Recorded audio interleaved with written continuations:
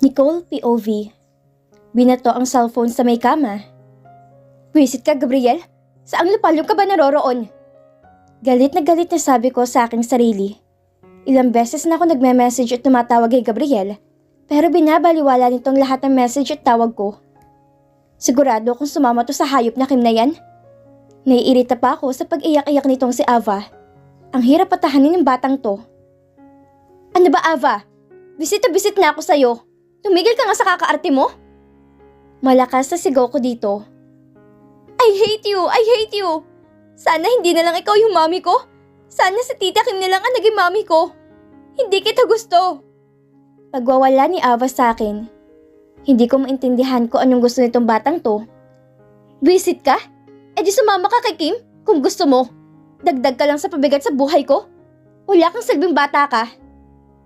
Pinagkahampas ko to sa kanyang puwet. Lalo namang nilakasan ni Ava ang kanyang pag-iyak. Yung tatay mo hanggang ngayon, hindi pa nga nagbibigay ng pang-allowance mo. Naging intindihin ko pa ngayon sila mama. Lahat na lang ako nag-iintindi. Inis na inis kong sabi kay Ava. Hindi na ako makapag-isip ng tama, kaya tinawagan ko na si Sheila, ang maaasahan namin sa kasa, at pwede kaming bayaran kung sakaling mangailangan kami na magbabantay sa anak namin. Sinagot ni Sheila ang tawag ko. Hello Sheila? Mamaya dadahin ko na si Ava sa'yo. Simula bukas dyan na muna siya sa'yo titira. Magpapadala na lang ako ng pang-allowance niya at babayaran kita sa pag-aalaga sa kanya buwan-buwan. Hindi na ako makapagtrabaho na maayos dahil sa pwesteng batang to. Ikaw nang bahala. Pag matigas ang ulo paluin mo, hayaan mo siyang umawa ng umawa pag nagdiligalig. Itali mo kung kinakailangan. Bahala ka na. Maririnig naman ang malakas sa pag-iyak ni Ava sa likuran ko. Panay din ang paghampas nito sa aking binti. Hindi mo ako mahal. I hate you. Gusto ko si Tita Kim. Kinapitan ko ang kanyang pisngi at pinisil ko ito. Pinagbubulyawan ko siya. Pinandilatan ko to ng mata at tinakot para manahimik. Naku Nicole, dadagdagan mo bayad sa akin mo kung matigas ang ulo ng batang yan. Ayoko mag-alaga ng maligalig na bata. Pero syempre, depende yan sa mapag-uusapan natin. 5,000 kada buwan para sa bayad sa pag-aalaga sa batang yan. At 5,000 para sa allowance niya. Take it or leave it. Ayan ang presyo ko. Sabi naman ni Sheila sa akin. Sige, walang problema.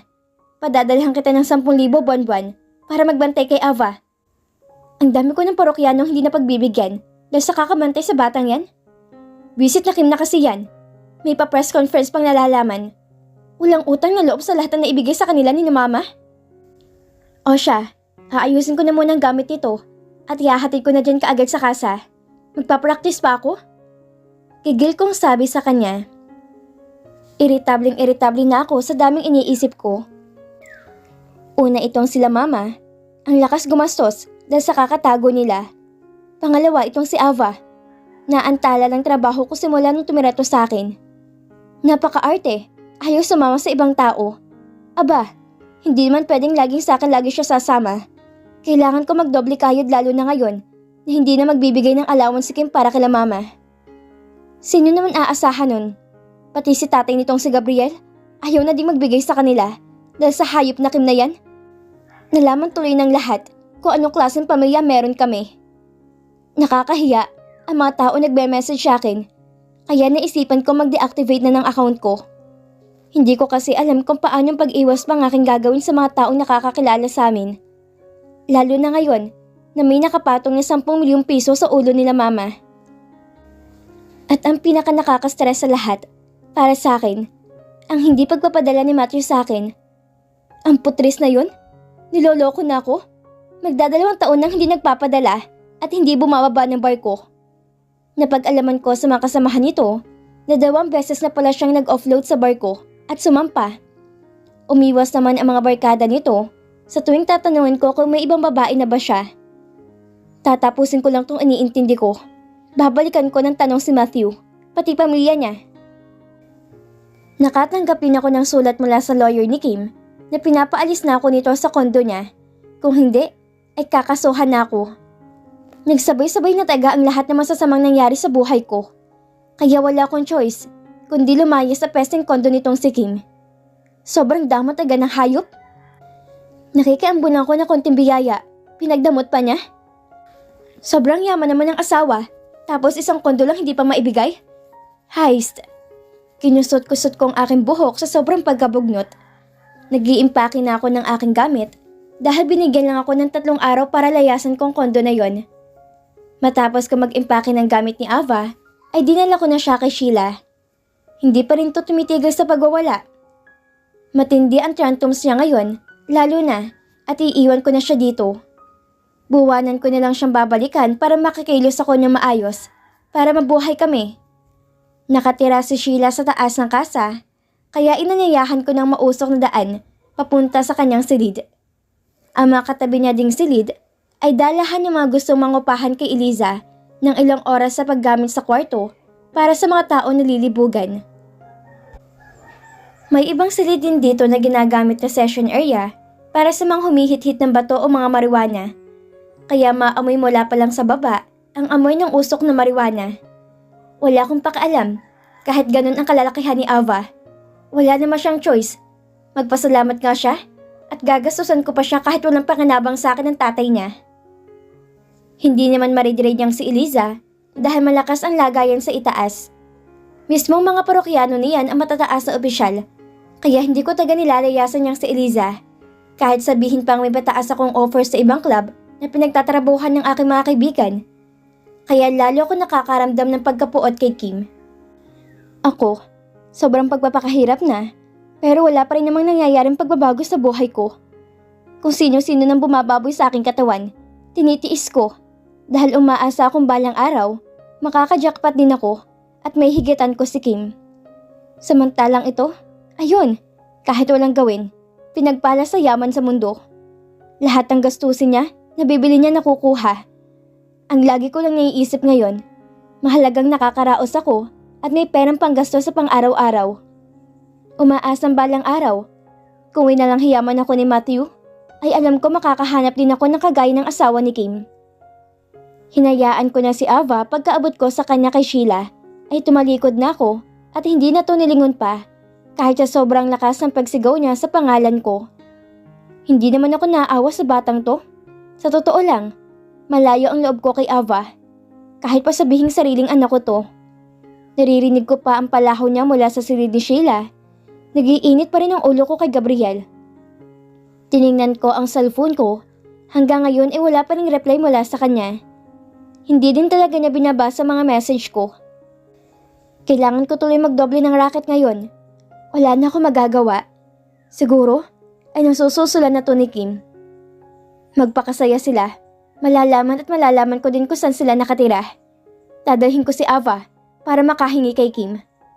Alam kong hindi niya kayang tiisin ng bata dahil sobrang lapit nito sa kanya. Tuturuan ko na lang si Ava ng mga sasabihin niya kay Kim. Kaya lang sa ngayon, kailangan kong humingi muna ng iba pang mga racket kay Eliza. Hindi na sasapat ang kikitain ko sa kasa, sa pagsasayaw at sa pag-uutol lang sa mga parokyano ko. Total, nung nakaraan pa ako inaalok ni Rosa sa ginagawa niyang extra job. Rosa, sige na. Kausapin mo na si Eliza. Kailangan ko na taga ngayon mag-escort girl. Dahil kulang na kulang ang panggastos ko dito. Isa pa, nakakadagdag pa tong si Ava sa gastusin din. Baka ikabaliw ko na sa dami ng iniisip ko. Hindi naman nagsusustento ang tatay niyan. Sabi ko pa kay Rosa. Ha?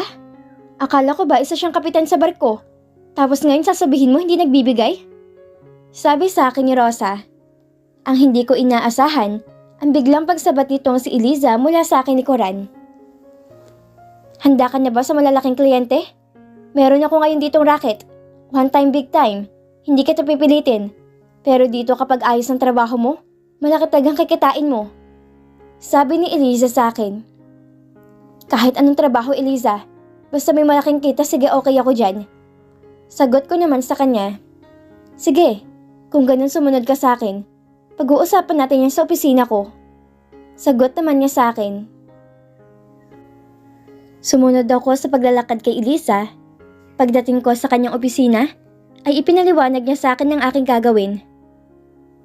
Ano bang trabahong sinasabi mo sa akin? At anong gagawin ko? Desperado kong tanong kay Eliza. Ganito Nicole, simple lang naman ang gagawin mo. Mag-escort ka lang sa mga parokyanong nais humit-hit. Nasasayo na kung pagbibigyan mo sila makipagtalik sa'yo habang gumagamit. 5,000 piso kada session ng bigayan namin. Kung bibigyan ka ng tip ng parokyano mo, sa'yo na yon. Kung makikipagtalik naman sa'yo, kayo nang bahala magpresyohan. Hindi ka mazero sa isang araw. Malaking taong kliyente namin dito araw-araw. Nakangiti at nang eenganyong sabi ni Eliza habang panay ang paghihit-hitbugan nito sa kanyang sigarilyo. 5,000? Malinis na ba yun sa isang session? Tanong ko sa kanya. Kailangan ko siguraduhin at mahirap kausap tong si Eliza. Masyadong mapanglamang. Oo, linis na yun. Plus kagaya ng sinabi ko, usapan nyo na at doon nyo na yung mga extra gagawin nyo. Hindi ako makikikat doon. Napabuga ito ng malakas nang tila nag-aalangan ako.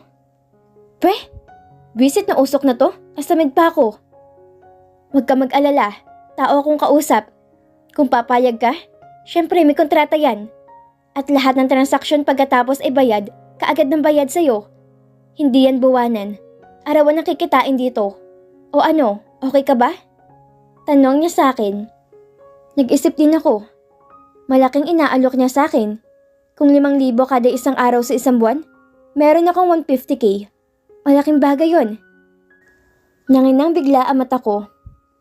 Sige go, okay ako dyan. Nakangiti kong sabi. Maglinis ka muna, magpasalon ka, magpamanicure, pedicure ka. Gawin mong presentableng sarili mo, si Belen ang bahala sa'yo. Sumigaw to na malakas sa pangalan ni Belen at binilinan to sa kanyang gagawin. Tumango na lang ako sa kanya at sinayuhan namin ang aming pag-uusap. Gabriel POV. Hinayaan ko na sa Ate Nicole sa kakatawag niya sa akin. Hindi ko siya binlock pero hindi ko din siya sinasagot sa kanyang mga tawag. Lahat ng message niya ina-auto-delete ko na lang. Ayoko na siyang kausap.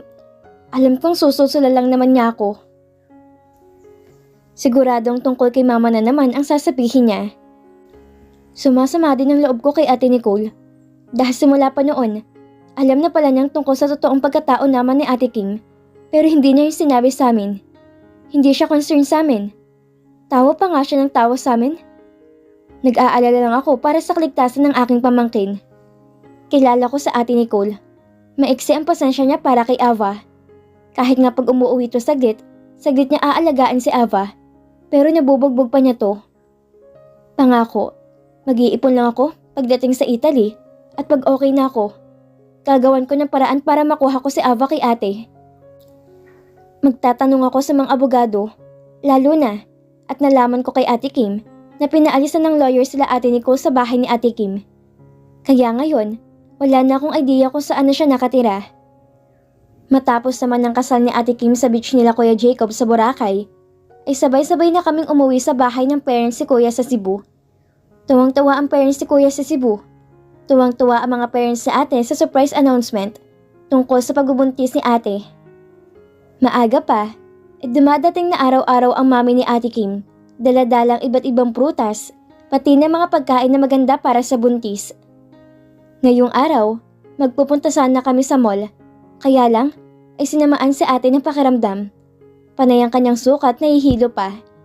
Hindi din namin sigurado kung matutuloy ng biyahe namin pa Italy sa susunod na araw, kung ganito ang kondisyon ni ate. Ang mga kaibigan naman ni ate ay nakatuloy sa hotel na malapit dito sa bahay namin. Papunta din daw ang mga ito mamaya para dumalaw kay ate. Bunso, ibili mo muna lang ako sa BGC ng kahit anong pagkain mula sa Middle East. Mga nachos, tacos, kebab, o kaya yung shawarma. Naku, naglalaway na ako. Saka kung gusto ko din sana yung triple chocolate cake sa Red Ribbon. Please, bunso, huwag mo kalimutan. Bili ni ate sa akin. Ako na lang kako ang magtutuloy umalis kasi bibili ako ng pabango na babaunin ko. Wala daw kasi nito sa ibang bansa. Okay ate, walang problema.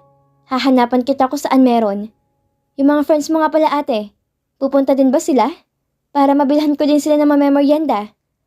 Tanong ko kay ate. Oo bunso, papunta sila mamaya. Pwede din sige, daanan mo na. Pero parang gusto ko ata ng chicken biryani. Meron ata nun sa Quiapo. Parang gusto ko nun. Request muli ni ate. Masyado atang namiss ni ate ang buhay niya sa Middle East. Sige ate, ako nang bahala. Hahanapan kita ng mga Arabian food. Grabe ang pagdilihim mo ate. Sagot ko naman sa kanya. Paalis na sana ako ng bahay nang biglang dumating muli ang parents si ate at may dalang mga pagkain. Agad akong sinalubong ng mommy at daddy ni ate na makita nila akong paalis. Gabriel, wag ka na muna sanang umalis. Gusto ka sana naming makausap. Sabi ng daddy ni Ate Kim. Sige po, tungkol po ba saan? Magalang kong sagot. Sa loob na lang namin papaliwanag sa'yo. Sagot naman nila. Dumiretso kami sa sala. Nakababa din si ate. Hindi na kami magpapaligoy-ligoy pa dahil alam naming aalis ka pa. Naguguluhan ako sa ibig sabihin nila kung tungkol saan ba to. Kagaya ng aming pangako, ito ang cheque ng 10 milyong pabuya dahil sa pagkakadakip kay Amelia. Sabi ng daddy niya, Naku, hindi na po kailangan. Ginawa ko po yun dahil sa concern ko kay ate. Hindi po ako naghahangad ng kahit na anong kapalit sa aking pagtulong. Sagot ko sa kanila. No Gabriel, we insist. Kasi to ang gusto namin gawin. Promise is a promise. Pabuya namin yan. If you want to donate the money, ikaw ang bahala. Malaya kang gamitin ng perang to sa kahit na saan mo gusto. Hindi ka namin pakikialaman. Sagot niya sa akin. Wala na akong nagawa nang ilagay nila ang cheque sa aking bag.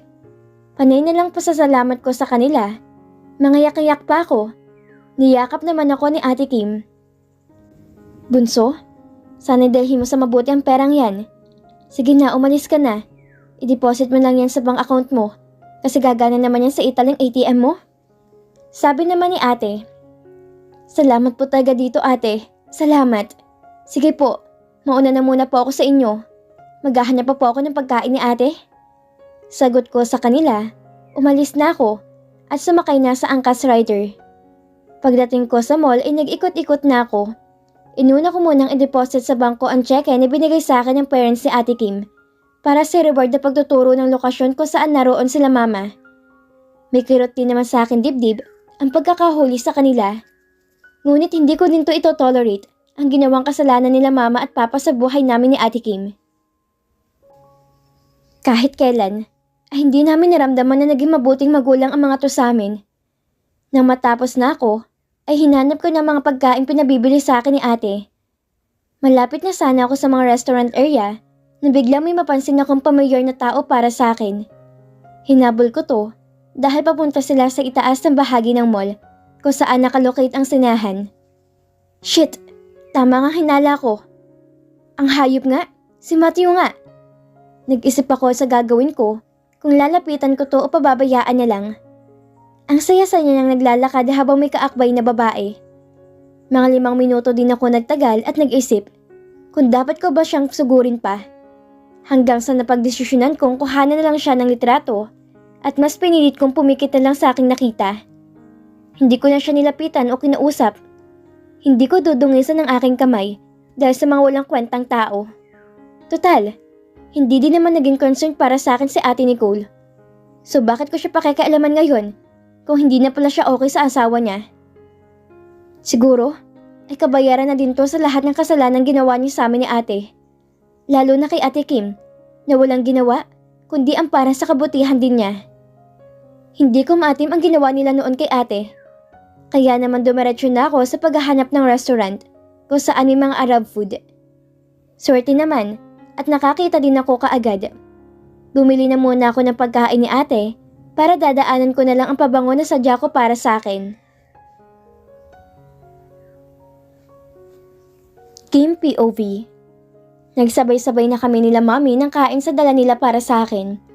Nagluto sila ng sinigang na baboy na sobrang asim at halos sumiwalay na sa buto sa sobrang lambot nito. Gumawa na din ako ng sausawan na patis na may kalamansi at madaming sili. Noong isang araw ko pa ito gustong kainin. Tuwang-tuwa sa akin sila Mami Aurora dahil halos lahat maubos ko ang dala nilang ulam. Kami lang ang nasa bahay ngayong araw. Puro kasi busy ang mga tao dito. Nasa board meeting sila Daddy Alfred, samantalang abala naman si Jacob sa pag-aasikaso ng private plane na sasakyan namin. Mas pinili ni Jacob na mag-private plane na lang kami sa aming pag-alis sa isang araw. Dahil na din sa pagiging sensitibo ko sa aking paglilihi. Madami akong inaayawan na amoy, pati mga pagkain lagi kong hinahanap. Lahat ng tiket namin ay kinansela niya, pati na kila Rona at Mabel. Habang nagkakasiyahan kami nila Mommy sa ginawa kong dessert na buko pandan, ay biglang tumawag sa kanya si General. "Excuse me, I have to take this call," tumatawag si General.